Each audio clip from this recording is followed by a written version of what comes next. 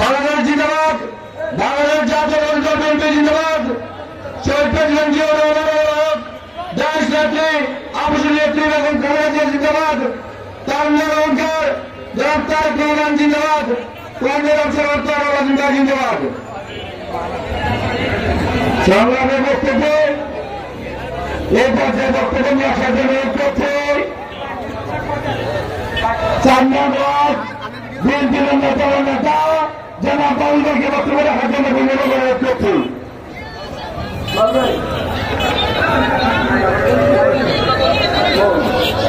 আমাদের মাঝে সে মুসলিম হয়েছেন বিশাল মিছিল, আমাদের মাঝে মুসলিম হয়েছেন বাকি ইউনিয়ন বিএনপি ছাত্রদলের নেতৃবৃন্দ সকলকে আজকের এই সমাবেশের পক্ষ থেকে আপনাদেরকে অভিনন্দন। এই পর্যায়ে বক্তব্য রাখার জন্য অনুরোধ করছেন বৈশাখের